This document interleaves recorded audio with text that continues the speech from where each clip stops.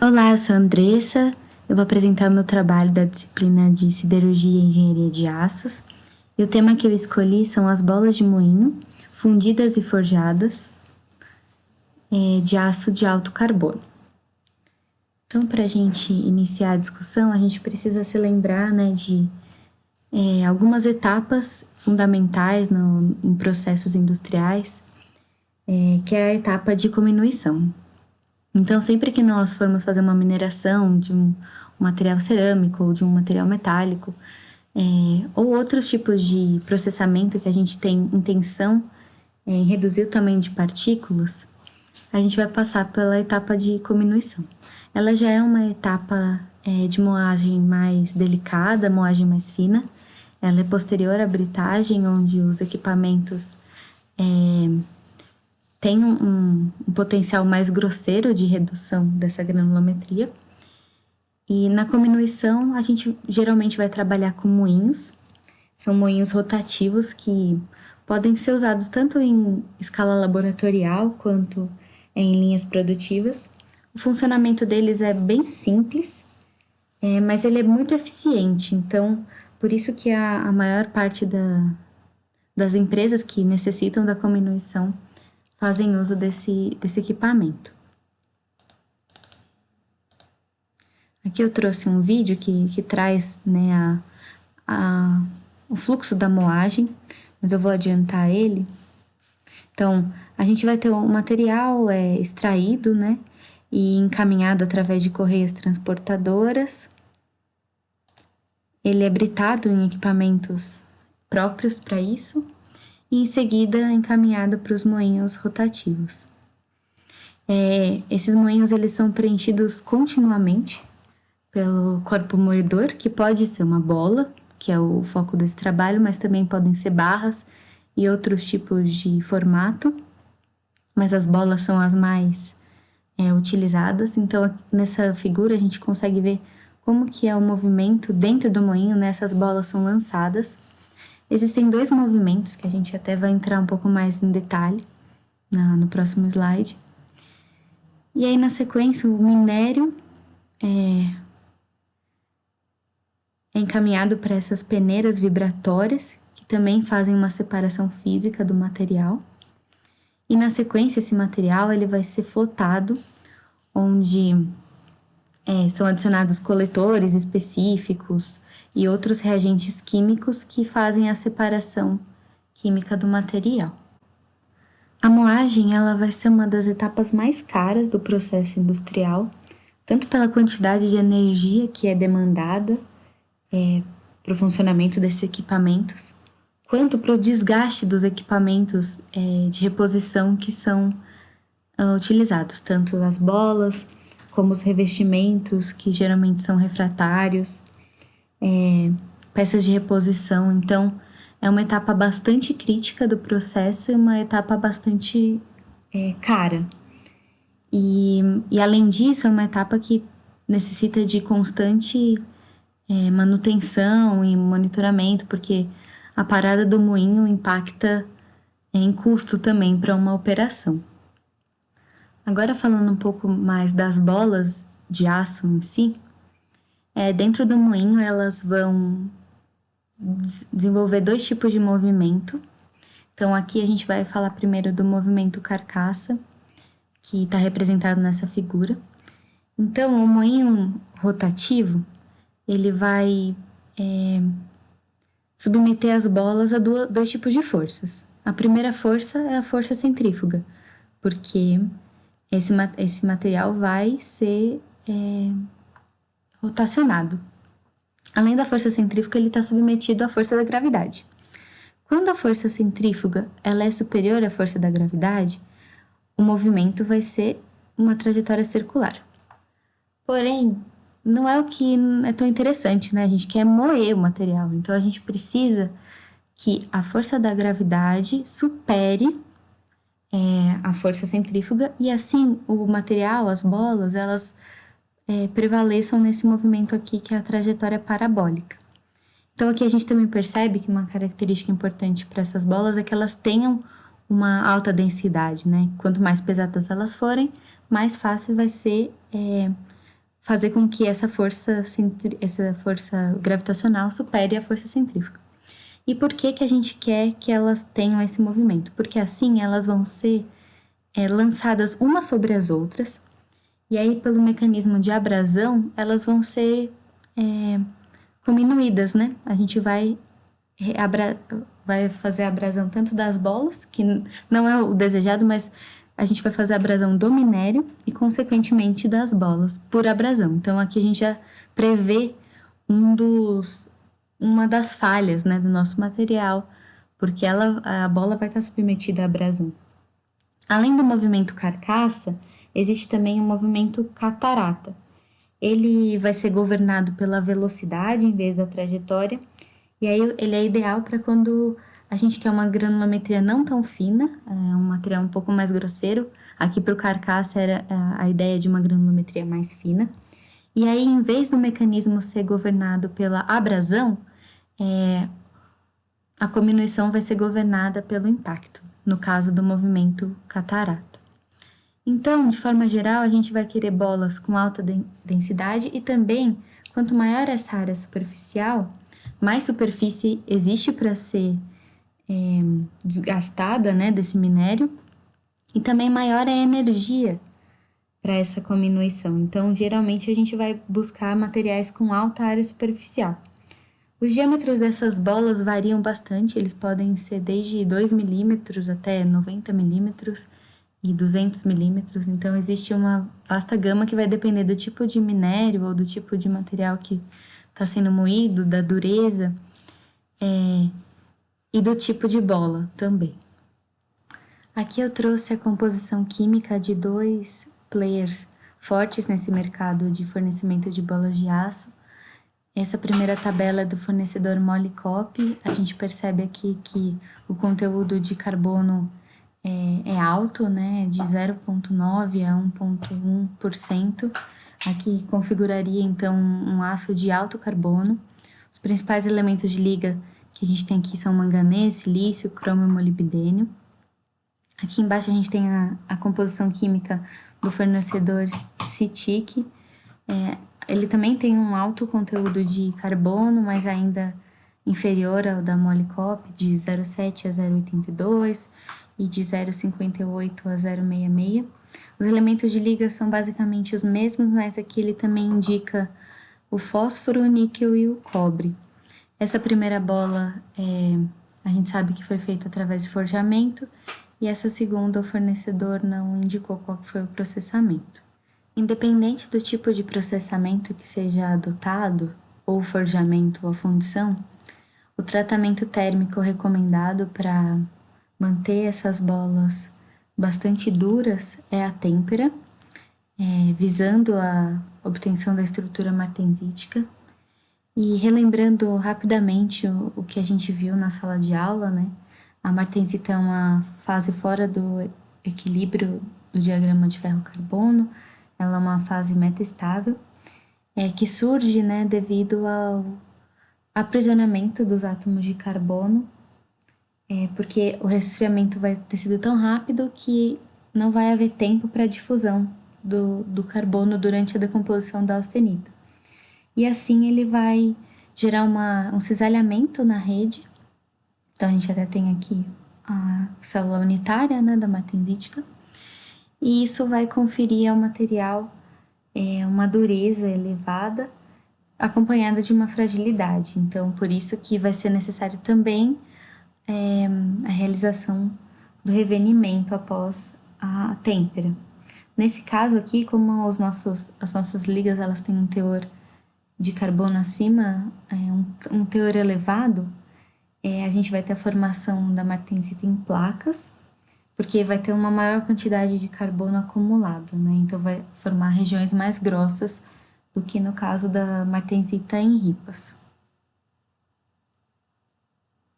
Nós vimos na aula também que a maior dureza de materiais temperados ela é alcançada com 0,6% de carbono, porque até esse teor a gente não vai ter a austenita retida, e a austenita retida ela confere maior ductibilidade para o material. Essa imagem que a gente tem aqui, ela é apresentada num reporte do fornecedor CITIC, que a gente mostrou a composição química no slide anterior. E aqui ele mostra a estrutura martensítica, né? As micrografias em diferentes níveis de profundidade da bola.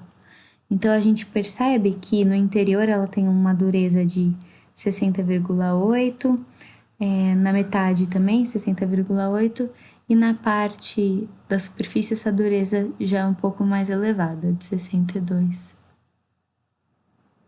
Como a gente já comentou, além da têmpera, vai ser necessário fazer o tratamento de revenimento para aliviar e remover as tensões adquiridas nesse tratamento de têmpera e diminuir a fragilidade da peça, porque a gente quer que as bolas tenham uma vida útil considerável. Então, se ela for muito dura, durante os choques ela vai estar mais suscetível à quebra. Então, a gente vai reaquecer esse material a temperaturas inferiores àquela temperatura crítica antes da têmpera. E geralmente é uma temperatura específica para as propriedades que a gente tem interesse, né? Então, seria esse patamar. E depois fazer um resfriamento mais lento em comparação com a têmpera. E assim a gente vai minimizar os efeitos térmicos e mecânicos provocados pelo cisalhamento da estrutura austenitizada. A principal motivação desse trabalho, ela tá aqui, né? Entender quais são as diferenças para as bolas de aço que vão passar pelo processamento de forjamento ou de fundição. Porque no mercado de bola de aço, os fornecedores trabalham com esses dois tipos de processamento. No caso do forjamento, trouxe aqui um vídeo da Gerdau.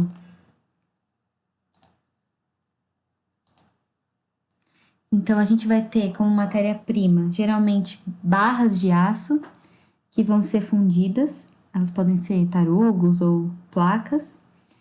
Elas vão ser aquecidas e elas vão passar por uma espécie de laminação. Tá um pouco mais à frente. Então, aqui a gente tem as barras. Elas estão sendo aquecidas. Elas vão ser laminadas. E o corte dessas bolas, ele vai ser praticamente simultâneo com o forjamento. Então, aí a gente tá vendo as bolas sendo forjadas. Elas são cortadas, né, em tamanhos específicos e logo na sequência forjadas. Aí a gente já tem as bolas que estão indo para têmpera em água. Elas estão passando por um resfriamento e depois elas vão ser submetidas ao revenimento.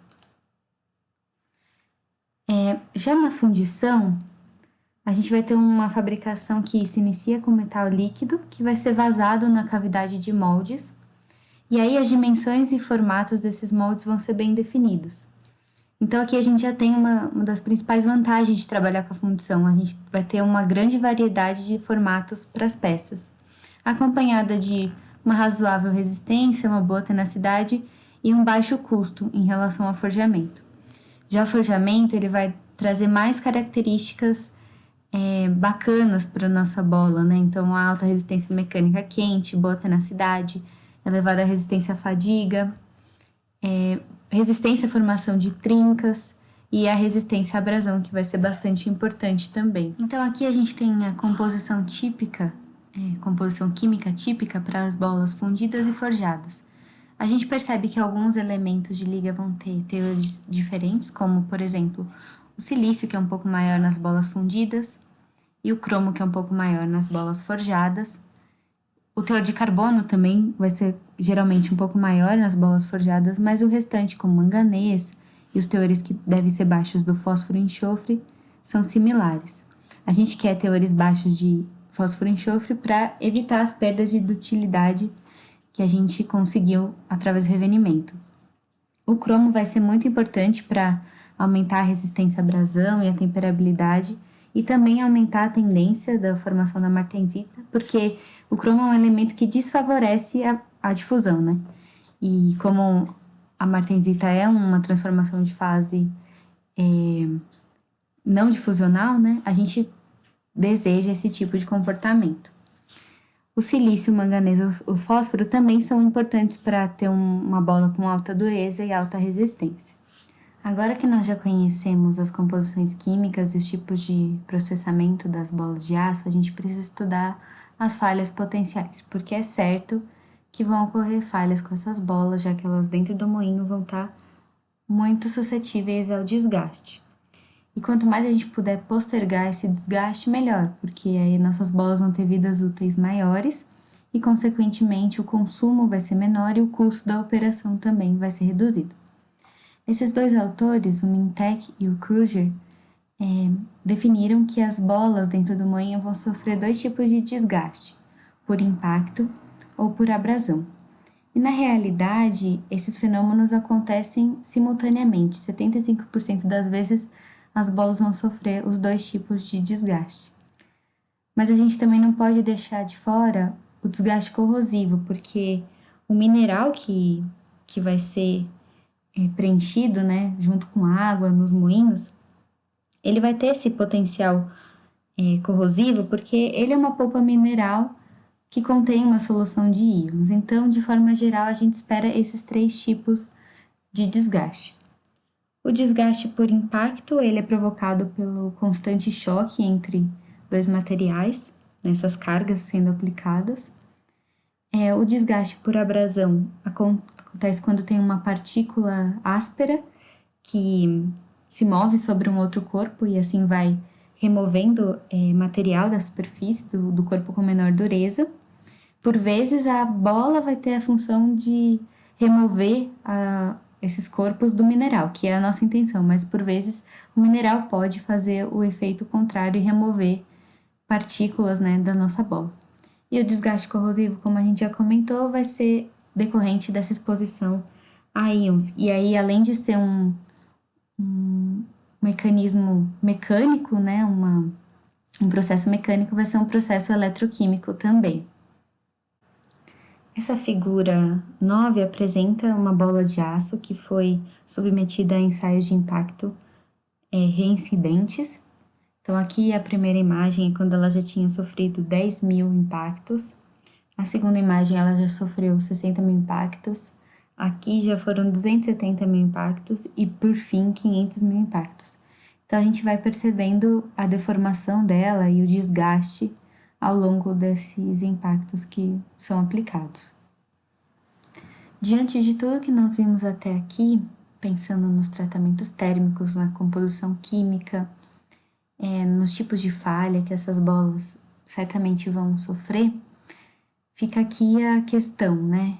E se eu sou responsável por tomar a decisão entre trabalhar num projeto com bolas forjadas ou fundidas, qual é a melhor escolha?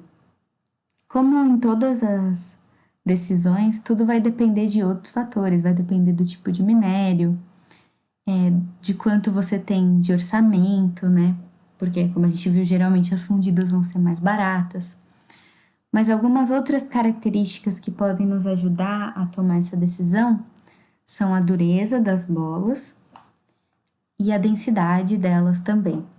Então, as bolas forjadas, geralmente elas vão ter um range de dureza um pouco mais estreito do que das bolas fundidas, então variando de 54 a 65 HRC, e as fundidas vão ter um range entre 50 e 65. Então, se eu desejo uma dureza um pouco mais elevada, eu vou preferir trabalhar com as forjadas. Se eu já posso ter um pouco mais de flexibilidade, eu posso ficar com as fundidas.